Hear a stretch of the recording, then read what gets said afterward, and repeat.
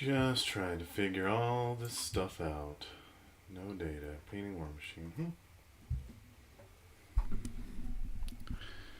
Guess we'll just go for that and see what happens.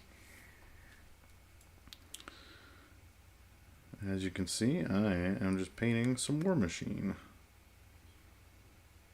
These are the Kador units from the Signar starter box. At least I think it's Kador. I call them Kador. I've heard other people say different things, but Kador always made sense to me, so that's what I'm sticking with.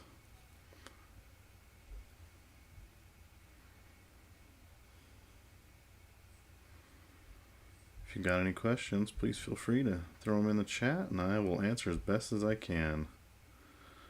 I know a chunk about Warmachine, but I definitely don't know as much as I should.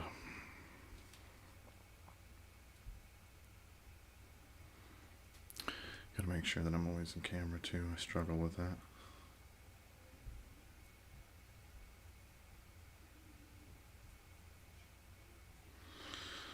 This is the first stream that I have ever done, so if you got any pointers, please feel free to drop them in the chat and let me know what you think.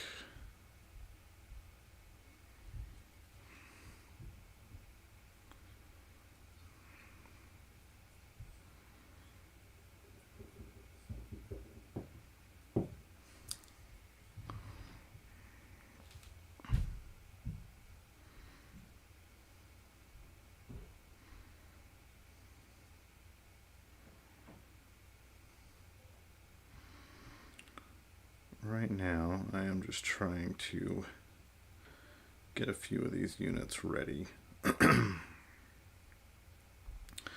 so I can attempt to play the quick start guide. It came in the new rule book, which Steamforge Games was kind enough to send me a copy of. So I'm pretty excited about that.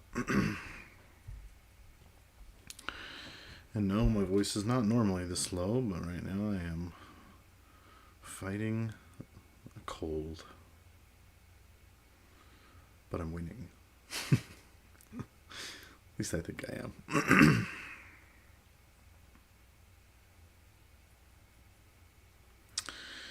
am. For anyone who might tune into this after the fact and see it, I am trying to batch paint a few models, as I said before, but I'm starting with just base coating everything in the P3 paint Signar Green because it's a fantastic base paint. Like, it really is. It just goes on nice and smooth. I mean, this is one coat. And granted, it's over black, so it doesn't have to do much work, but man, it just looks so good. So I'm loving these P3 paints. In all fairness, I have only used P3 paints and the Citadel paints. So my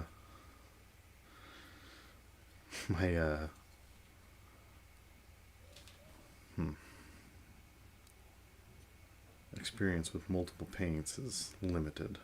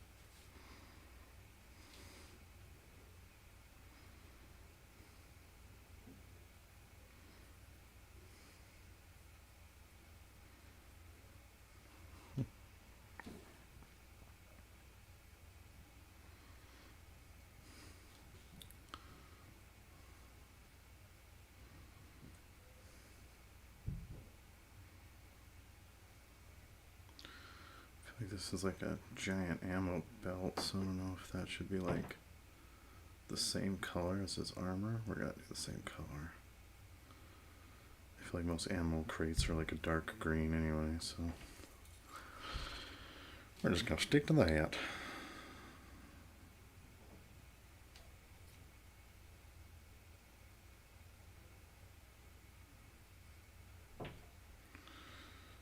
And like I said, we're just gonna do a real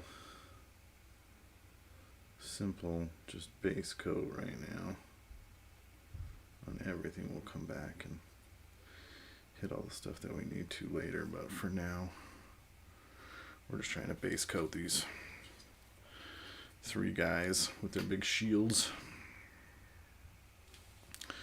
I freaking love Khador. When I first started looking into Warmachine, Khador was the thing that sold me, because like I'm a blunt individual and I like the look of like just big, like no finesse whatsoever, just total like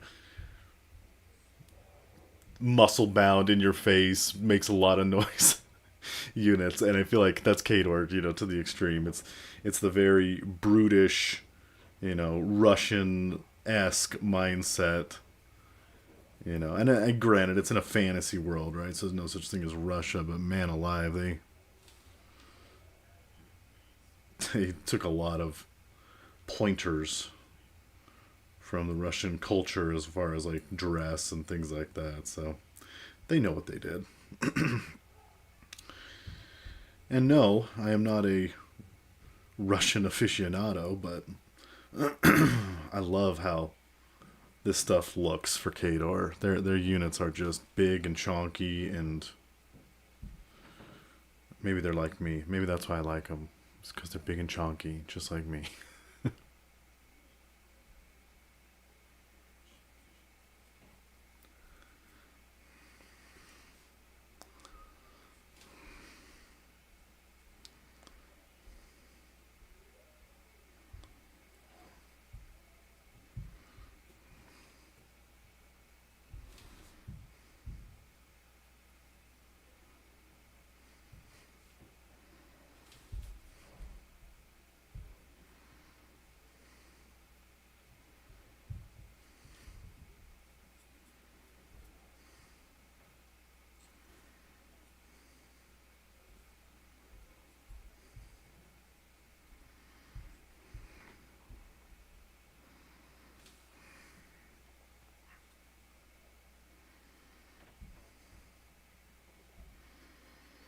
Truth be told, I should have just airbrushed these, but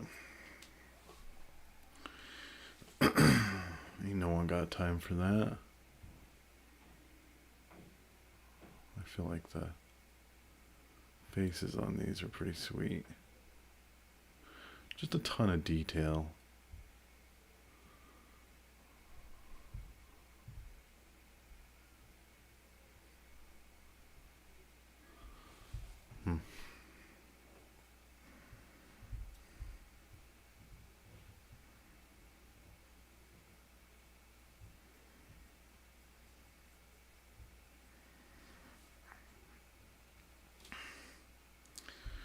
If you haven't looked into Warmachine, you definitely should.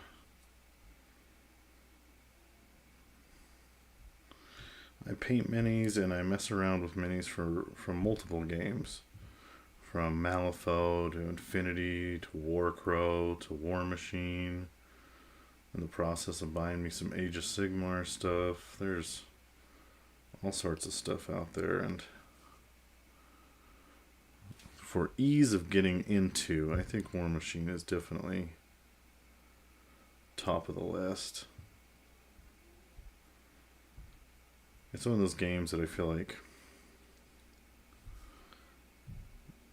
it might be... No. It's easy to get into, and it's easy to play a few games, especially with their new rulebook. They just make it so easy. But, and you can play and you can have fun and not even really grasp the game super well. But then if you want to play competitively, like it's a I don't want to say it's like a steep learning curve, because I don't think it's a steep learning curve, but there's just so much nuance. And it really comes down to skill, which, you know, when you play these dice games, you kind of give in to the fact that it's a lot of RNG, right? It's a lot of just random dice rolls, and we'll see what happens kind of thing, you know? And I hate it when I feel like that's all that it is. Like, it doesn't matter what I decide. If they roll better than me, there's no chance that I'm going to win. You know, whereas I feel with Warmachine, it's a lot about how you position your guys, how you move your guys. And based off of their their keynote from last night at the Lock and Load convention, they are doing everything in their power to make it more so that way. So that it's easy for people to get into, it's easier for people to learn how to play. And then if you want to go the competitive route, well, there's a lot that you can learn, and there's a lot that you can do to make that competitive route just as fun and as challenging as you want it to be. And so I like that.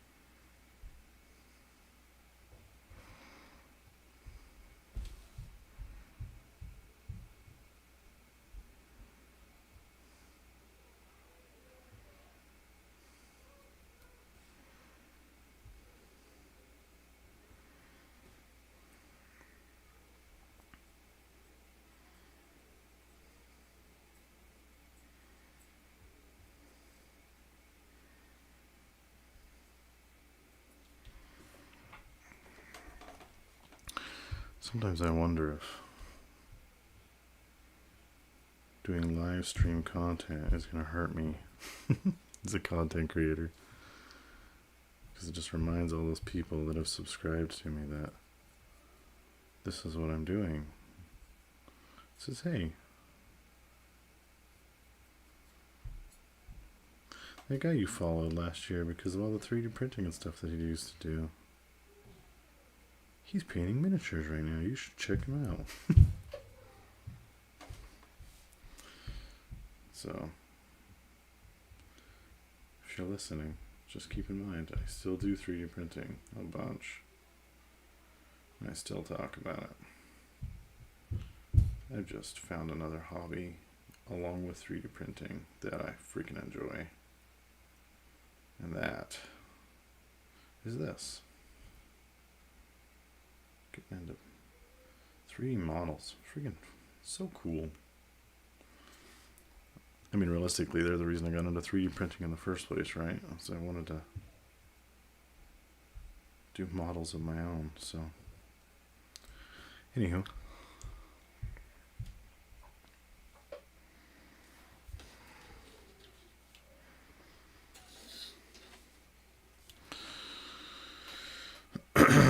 Just going through and base coating these guys.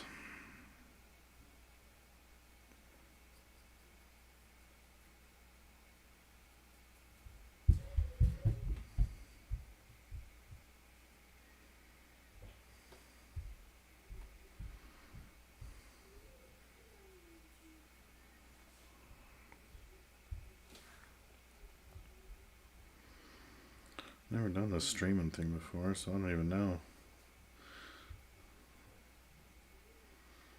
I don't even know if it's worthwhile doing it, but I figured I got some time today, so I might as well, and we'll see what happens.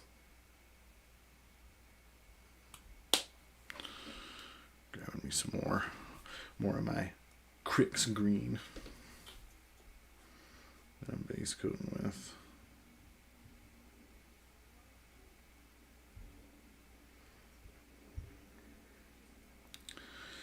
I'm trying to develop a painting style that is both quick and kind of sloppy.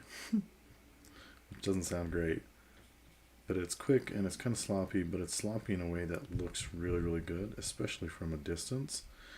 If you look at it up close, you'll be like, oh yeah, I can see what he did here. And oh, I don't know if I like that or not, but you know, I think for getting units tabletop ready, I think that's perfectly acceptable. I think that's what you should strive for. Something that looks pretty good. Something that's not just your standard, you know, I just slapped on some paint. Just like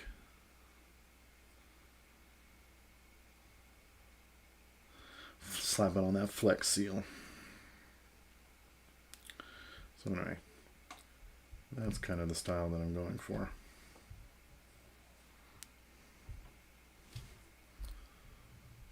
And I think it's kind of cool how in this hobby, everyone does things a little differently. Like everyone's got their way, their tried and true, that they just stick to, they love. You know, it's how they've painted their whole lives. It's how they're always going to paint. And you know, if you want to learn it, they'll teach you. If you don't, they don't care. they're not gonna change anything. They're just gonna keep doing it their way. And so I like that. Every now and then you'll find people that are very open to like, I would like to learn how to do this differently because I don't think the way I do it works very well, which is the stage I'm in right now, 100%. I feel like all the time I'm just like, oh, I learned how to do this and it works so well. Then I do it 5 or 6 times and I'm just like, that way sucks. I gotta figure out something else.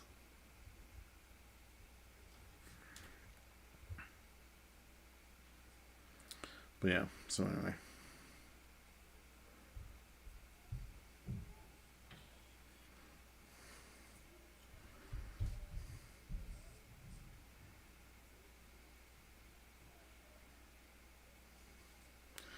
I'm hoping to start doing like streaming for a half hour on weeknights.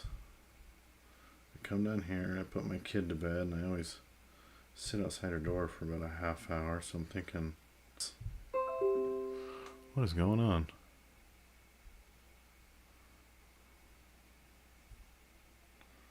Yeah. My OBS disconnected. That was weird. But we're back.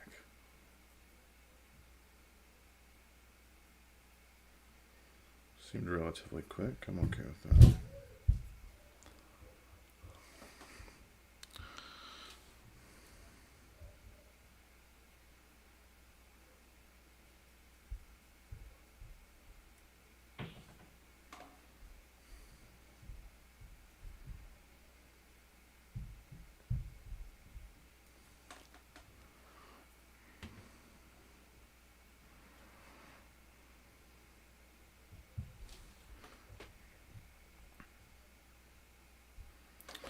Maybe I should zoom in a little more.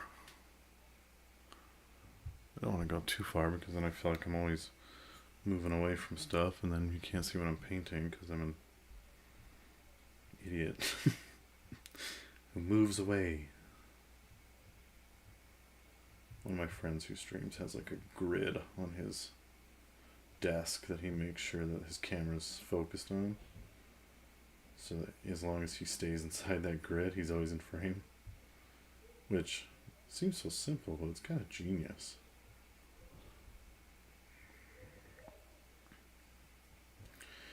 I keep thinking, yeah, I should try that.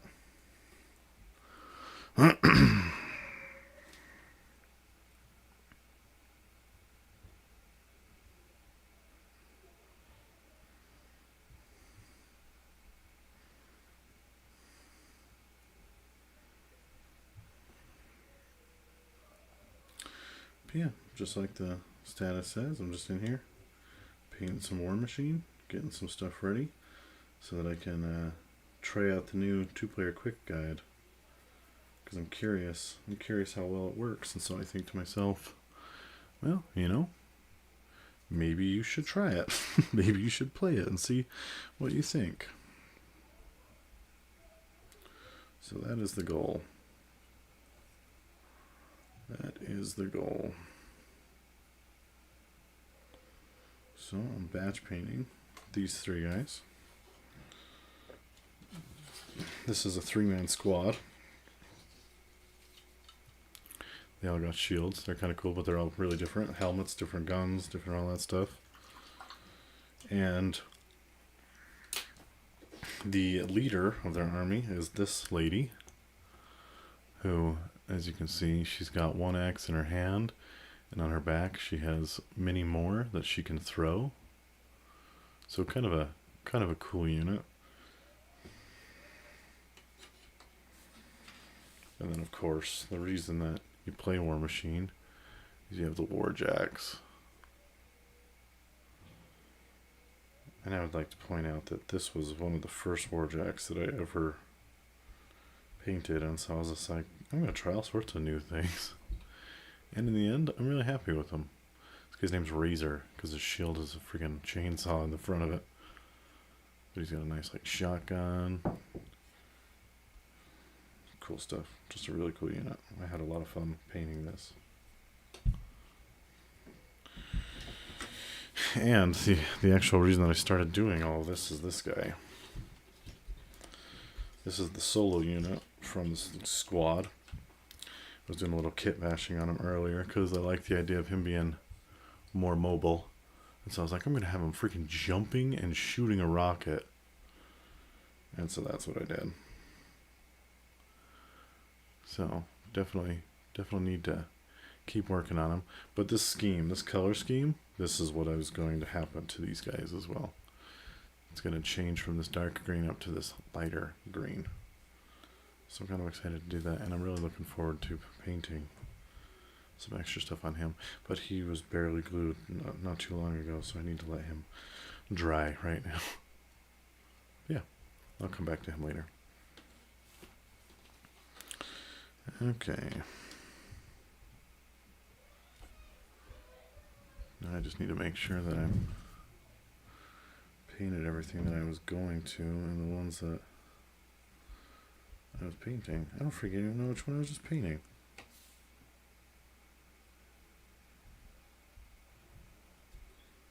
I think it was this guy.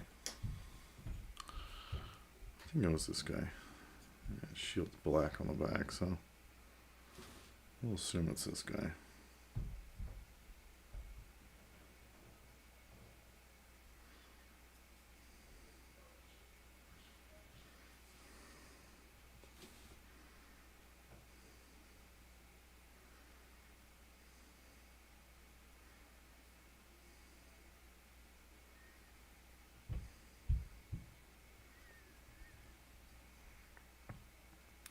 Do people honestly like to sit and watch other people paint?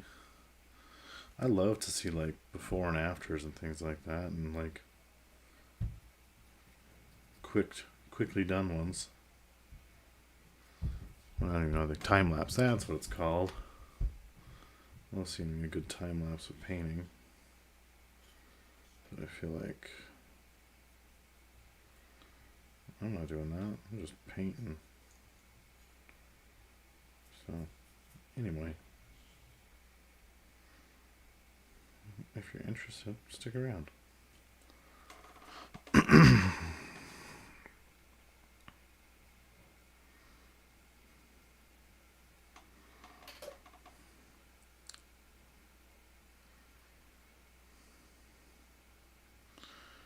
Warmachine's freaking amazing. If you haven't looked into it, you should.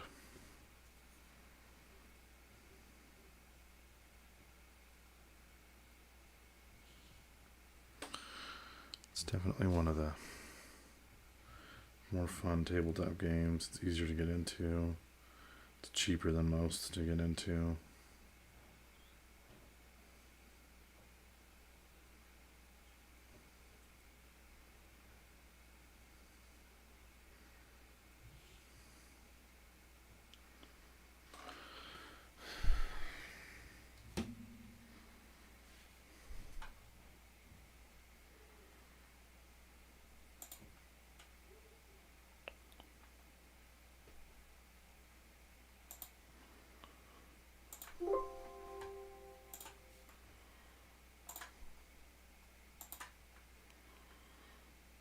freaking understand this thing.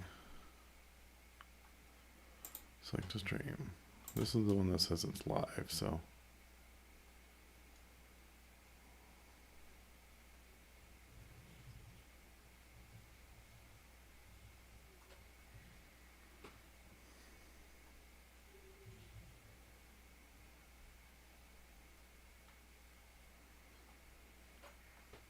Whatever.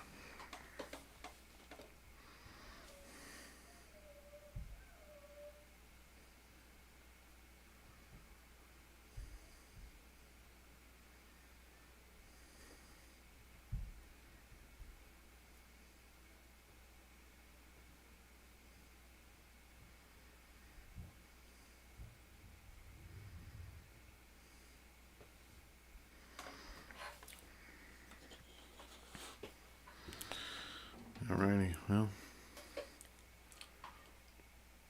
I don't know how long I've been doing this for, but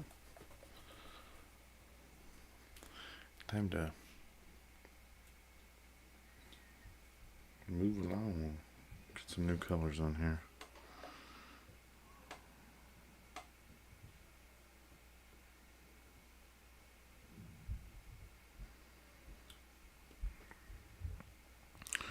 So we're going to go ahead and move over to the Ordic Olive in the P3 range.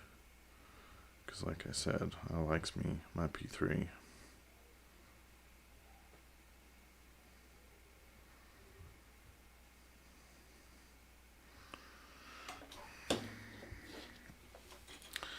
And one by one, we're gonna just start upgrading these colors. I'm gonna go over most of it. Anything that we feel is a shadow, we'll just leave the darker color. Jeez Louise, this sucker's thick. Maybe I should have got a little extra off of there. One of the things they don't tell you about when you're learning to paint is that everything matters. Everything's free and important. Like how much paint you have on your brush, how much water you add to that paint, how much time you let the paint dry. God, the funny thing that I'm learning right now, which just blows my mind, I live in Salt Lake City, Utah, and so I come from a pretty dry climate, and certain skills like wet blending are freaking almost impossible if you don't have a little bit of humidity in the air. Like it's crazy how certain things just don't freaking work the way you want them to unless you have the right conditions, which, I mean, it makes sense, right? But it's definitely not ideal. Let's see, I was talking to another content creator this weekend about being able to just talk. So, if I'm chatting your ear off, I apologize. Then again, nobody's here, so can't be doing too bad.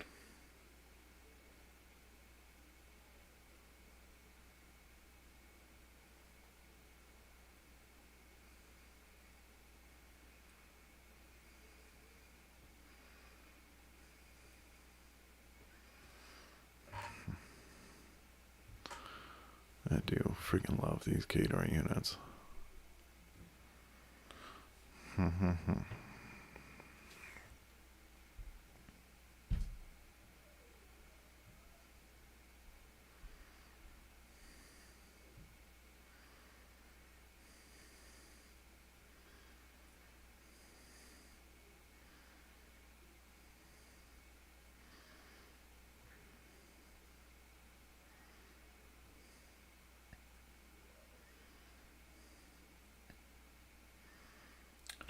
But I try to do a back and forth whenever I paint fabric. I just think it looks, I don't know, more genuine, I guess. Try to make sure we get those highlights in those areas and just kind of keep on moving.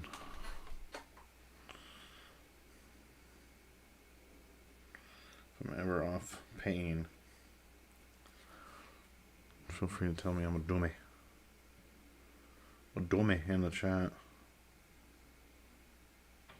And I will do my best to see it.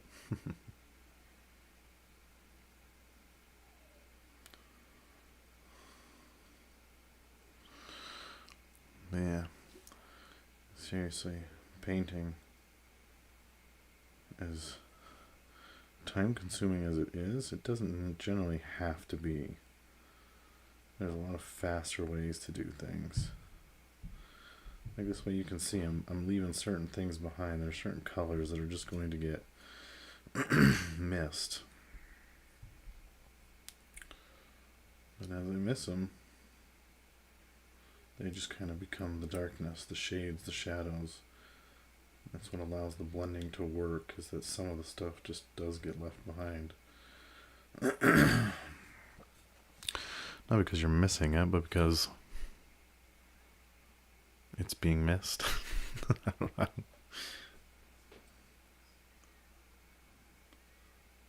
Because it needs to be missed.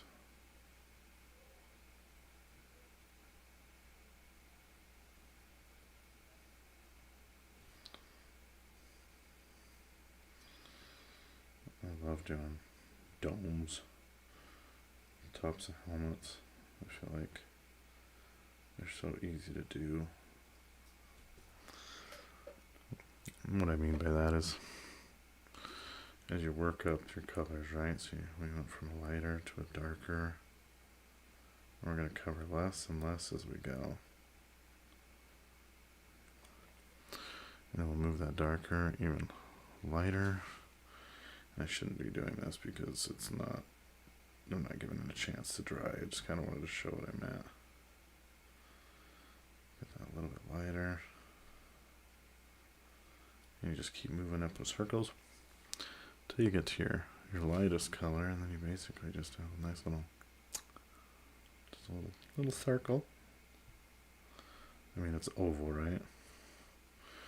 Not your brightest color, but doesn't look too shabby.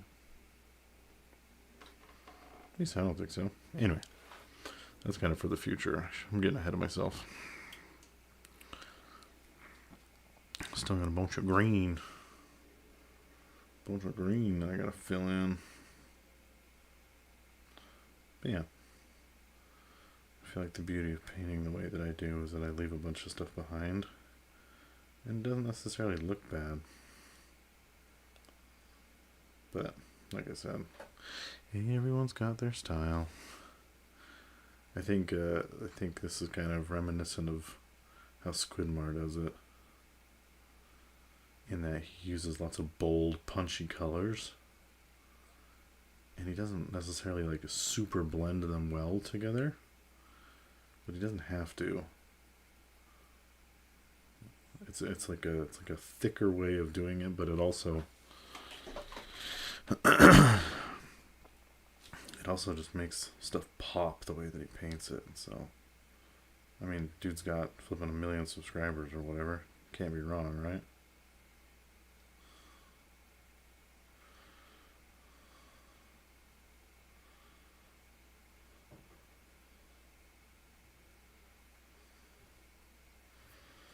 I feel like I'm moving pretty quick on this.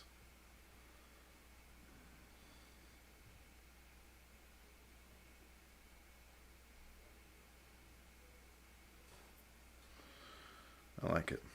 Looks really good. One of these days, I need to figure out how to listen to music while I paint, because just listening to my stupid voice is going to make people definitely not want to stick around. And make sure you get those shiny points with the new paint. Not perfect, but I mean, in comparison to what he would have looked like before, we're getting there. You can see it a lot in the shield especially. So, All we're doing is moving up from one shade at a time. And maybe I'll finish this shield just for fun. Shields are big enough that I feel like I can just, keep hitting them because they'll dry by the time I get to the bottom. One of the sad truths of living in Utah. Everything dries super fast. But that's okay. And the goal is to want to do less and less each time you coat it, right? Because that's that's how color theory works, is that the outside edges are the darkest and the inside is the lightest because that's where the light is hitting the most, right? Which, I mean, isn't necessarily always true. It just depends on the angle of something. The shield's kind of a cool example, though, because the sun would be coming from up above, right? And so it would be shining down on this unit here. So he'd be standing and the sun would be coming from like this angle or whatever it is. And so the shield technically wouldn't have a lot of extra color to it. It would just have a little bit. But because of that, we're going to want to make it darker at the bottom and kind of work its way up to lighter at the top. But then you also have to deal with the fact that it's got a nice rounded front. And so there's also going to be a line of light that would be running down the middle of it. I mean, if you ever look at like a shiny cylinder, you would know what I mean. But so we're going to bring this paint down to about right here. Try and feather it in as much as I can.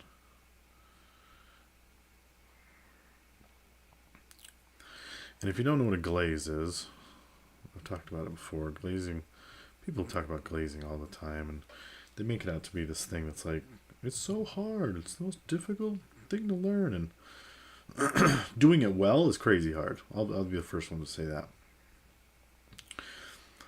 But it's also practice, so here, I'll pull over my paints.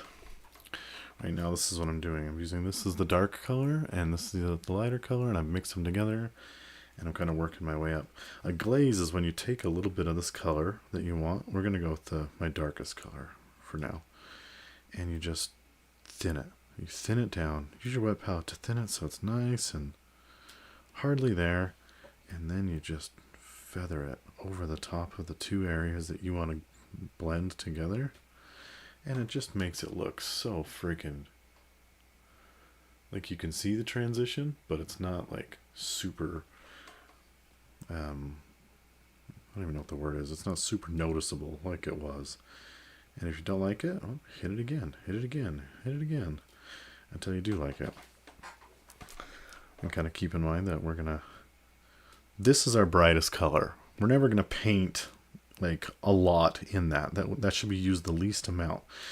The medium color is going to be what your unit looks like. Oh, you want your unit to look green? Base coat it dark. The middle color is going to be your solid color. And just kind of an example of that is this guy. So this is the finished, not the finished product, but this is what we're going for. And as you can see, he is that green color in the middle. And he's got a little bit of the lights. You can still see the darks, especially when you go to like the places that are hidden and underneath. And so I like that. And that's what we're going for. And so again, we can start with that color. I'm gonna move the wet palette out of the way because it's bugging me.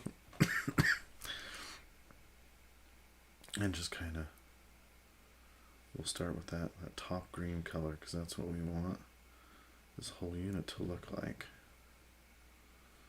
And we're gonna work our way down.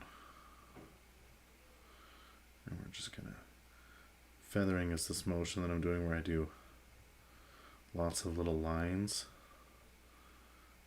in one direction that make it so everything blends together a little more. And if you can see it, my wet palette has done a good job of making my green a little too wet, which is fine. We'll work with that. And again, we're going to try and just feather this down to about right there. And then this is where we want our transition to happen again. And these are subconscious transitions. You can do them wherever you want. You don't have to listen to me, but this is what I'm going for. That bright to this middle to this dark down here at the bottom. And so what am I going to do now? Well, I'm going to get the color that I had before, and I'm going to get that blend, and I'm just going to try and glaze it into this right here at this point where we moved over. And now you can't see it anymore. Now it's just a nice little glaze. And feel free to glaze as much as you want. Get the colors where you want them.